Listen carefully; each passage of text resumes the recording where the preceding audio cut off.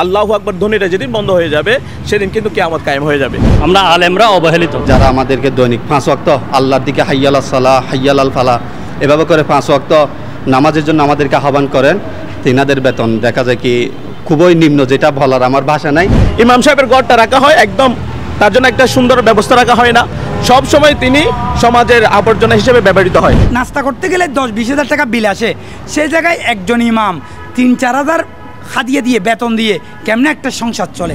7-8 হাজার টাকা বেতনে কি সংসার কি আসলে চলে? বর্তমান সময়ে আলেম সমাজদের সাথে একটি বৈষম্যমূলক আচরণ করা হচ্ছে।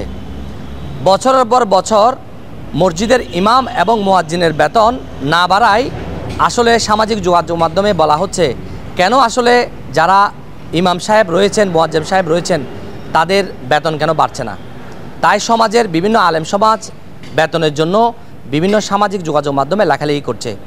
আজকে আমরা আলেম সমাজের সাথে কথা বলবো, কিভাবে তাদের জীবনে দুর্বিষহ অবস্থা আছে সে বিষয়ে আমরা তুলে ধরার চেষ্টা করব। বর্তমানে আপনি দেখেন একজন যিনি ইমাম সাহেব দৈনিক 5 ওয়াক্ত 5 বার আমাদেরকে আহ্বান করেন। হাদিসে পাকে এসেছে যেদিন আল্লাহ তাআলার এই ডাকটা বন্ধ হয়ে যাবে সেদিন কিয়ামত আরম্ভ হবে, অর্থাৎ আল্লাহু আকবার ধ্বনিটা যেদিন বন্ধ হয়ে যাবে সেদিন কিন্তু কিয়ামত কায়েম হয়ে যাবে। কিন্তু এই যে ইমাম এবং মুয়াজ্জিনরা যে সমাজের সবচেয়ে নিগৃহীত এবং সবচেয়ে অল্প বেতনে তারা খেদমত করে যাচ্ছে, কিন্তু বর্তমান ধর্ম মন্ত্রণালয় অর্থাৎ যিনি উপদেষ্টা আছেন ওনার প্রতি আমি দৃষ্টি আকর্ষণ করব যে ইমাম মুয়াজ্জিনদের তিনি একটু তাকান এবং বেতনটা তাদের যেটা হাদিয়াটা একটু বৃদ্ধি করা হয়। আপনি দেখেন একজন ইংলিশ মিডিয়ামের টিচার যিনি ইংলিশ পড়াবেন ওনার বেতন হচ্ছে মান্থলি 5 থেকে 10 হাজার টাকা। শুধুমাত্র একজন টিচারের বেতন সমান কিন্তু একজন ইমামের বেতন হয় না, তার বেতন হচ্ছে 3,000 টাকা 4,000 টাকা। আর সবচেয়ে উল্লেখযোগ্য হচ্ছে ইমাম সাহেবের গড়টা রাখা হয় একদম, তার জন্য একটা সুন্দর ব্যবস্থা রাখা হয় না।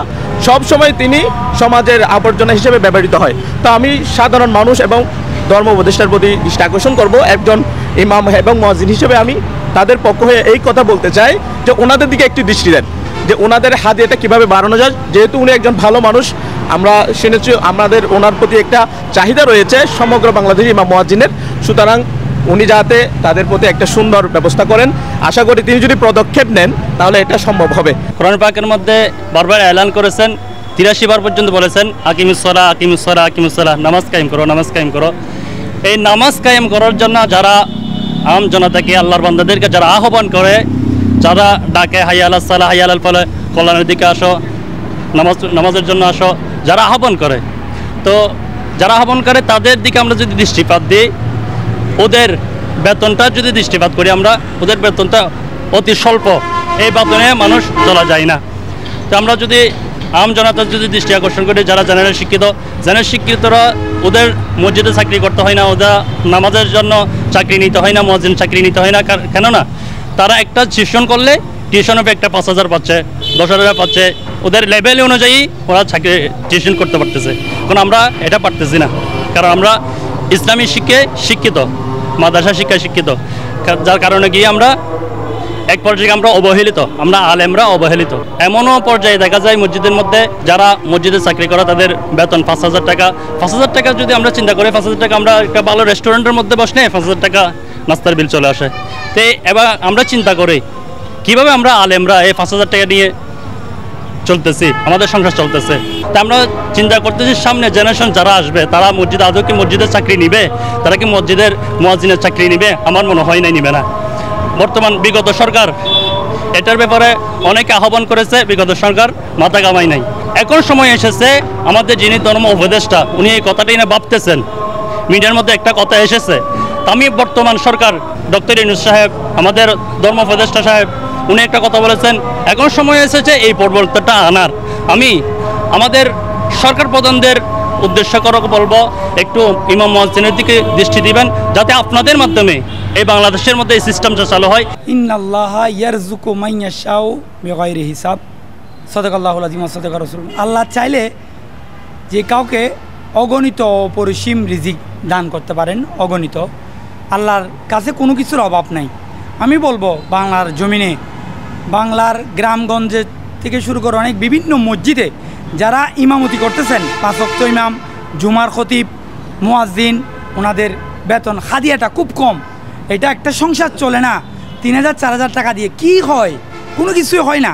যেখানে শহরের কোনো একটা ভালো পরিবার একটা রেস্টুরেন্টে নাস্তা করতে গেলে 10-20 হাজার টাকা বিল আসে, সেই জায়গায় একজন ইমাম 3-4 হাজার খাদিয়ে দিয়ে বেতন দিয়ে কেমনে একটা সংসার চলে?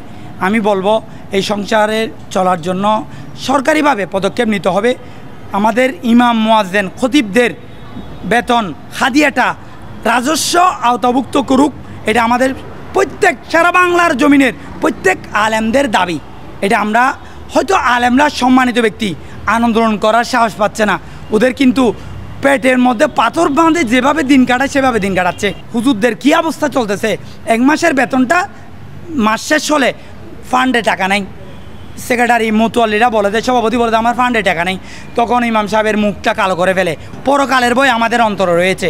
আমরা বলবো ধর্মীয় উপদেষ্টা রয়েছেন, আমাদের প্রধান উপদেষ্টা, উনি একজন সম্মানিত, উনি শিক্ষক, শিক্ষাবান্ধব, এবং আমি বলবো আমাদের ইমামদের প্রতি একটু নজর দিন, ওনারা অনেক কষ্টের মধ্যে রয়েছে। আমাদের একটাই দাবি, আমাদের ইমাম মুয়াজ্জিনদের বেতন সরকারি ফান্ড থেকে গ্রামগঞ্জে যতগুলো মসজিদ আছে প্রত্যেক মসজিদের মুয়াজ্জিন ইমাম খতিব প্রত্যেকের টাকাটা সরকারি কোষাগার থেকে দেওয়া হবে। আর প্রত্যেক মসজিদের সভাপতি মুতল্লিদের প্রতি বিনীত আরজ, আমাদের ইমাম মুয়াজ্জিনদের বেতন 20,000 টাকার প্লাস করুন। একদম বর্তমান সময়ে একজন দিনমজুরের দৈনিক বেতনও আছে প্রায় 700 থেকে 800 টাকা মতো, কিন্তু সেই হিসেবে ধরতে গেলে তার একটা মাসিক একটা বেতন গিয়ে পড়ে 20,000-এর উপরে প্লাস। কিন্তু আমাদের দেখা যায় যারা আমাদেরকে দৈনিক 5 ওয়াক্ত আল্লাহর দিকে হাইয়াল সালাহ হাইয়াল আল ফালা এভাবে করে 5 ওয়াক্ত নামাজের জন্য আমাদেরকে আহ্বান করেন, তিনাদের বেতন দেখা যায় কি খুবই নিম্ন, যেটা বলার আমার ভাষা নাই। এটা বললেও মনে হয় আমার নিজের কাছে লজ্জা লাগতেছে।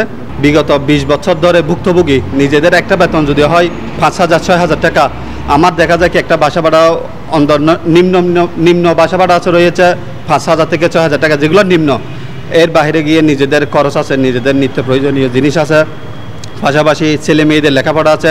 আল্লাহ না করুক নিজের মা বাবার অসুস্থ, নিজের ছেলে মেয়ের অসুস্থ, এগুলো আল্লাহ মালুম, এগুলো আল্লাহ জানেন। আল্লাহ কিভাবে মসজিদের ইমামগণের খাতাবদ্ধ যারা দায়িত্বের মধ্যে রয়েছেন তাদেরকে কিভাবে চালাচ্ছেন সেটা আল্লাহ মালুম। বর্তমান যারা সরকার রয়েছেন, যারা দায়িত্বের মধ্যে রয়েছেন, দেশ পরিচালনা করতেছেন, আমি সরকারের প্রতি আকুল আবেদন রাখব আপনারা এই বিষয়ে একটু অবগত হবেন, যাতে একটা সরকারি একটা স্কেলে আমাদের মসজিদের ইমামগণের একটা বেতন নির্ধারণ হোক। আমরা যদি একটা গার্মেন্টস কর্মী হিসেবে গার্মেন্টস কর্মীর দিকেও দেখি যে ওনার একটা লিমিটেড টাইম ডিউটি থাকে, যেমন 8 ঘন্টা 7-8 ঘন্টা ডিউটি থাকে, ওনার বেতনও ন্যূনতম হয় 10-15-20 হাজার টাকা, এর উপরেও থাকে। কিন্তু যদি আমরা একটা ইমাম বা মুয়াজ্জিনের টাইম লিমিটেডটা দেখি, কিন্তু এখানে কোনো টাইম লিমিটেড নেই, এদের একদম 24 ঘন্টায় ডিউটি ধরতে গেলে। ওনারা এই 24 ঘন্টা ধরতে গেলে কোথাও কোনো একটা আলাদা একটা চাকরি করবে সেই সুযোগও নাই। যে ওনাদের যে বেতনটা দেওয়া হয় ওই বেতনটা আসলে বৃদ্ধি করা দরকার, যেহেতু ওনার একটা সংসার আছে, উনিও ওনার বাচ্চা আছে, ওনারও আছে, ফ্যামিলি আছে। তো সেক্ষেত্রে উনি একটা বাসা ভাড়ায় থাকতে গেলেও, আমি যদি বলি মসজিদে তো আর ফ্যামিলি নিয়ে থাকা যায় না, মসজিদের যে রুমটা দেওয়া হয়, তো উনি যদি একটা বাইরে বাসা নিয়েও থাকতে যায় তো ওনার বাসা ভাড়াটাও চলে আসে 4-5 হাজার টাকা। তো ওনাকে যে 5-6 হাজার টাকা বেতন দেওয়া হয় সেখান থেকে উনি তো 4-5 হাজার টাকা ওনার বাসা ভাড়াও চলে যায়। তো সেক্ষেত্রে উনি খাবে কি এবং ওনার ফ্যামিলির চালাবে কীভাবে, আর ওনার বাচ্চারা যে পড়ালেখা করবে সেই সুযোগও নাই। তো সেই জন্য আমি বলবো যে ওনাদের বেতনটা আর একটু বৃদ্ধি করলে বা এই ক্ষেত্রে সরকারি যে কোনো একটা উদ্যোগ নেওয়া হলে তাহলে সেক্ষেত্রে আর বেশি ভালো হয়। বছরের পর বছর ইমাম এবং মুয়াজ্জিনদের বেতন বাড়ছে না, তারা অভাব অনটন এবং দুঃখ কষ্টে সংসার চালাচ্ছেন।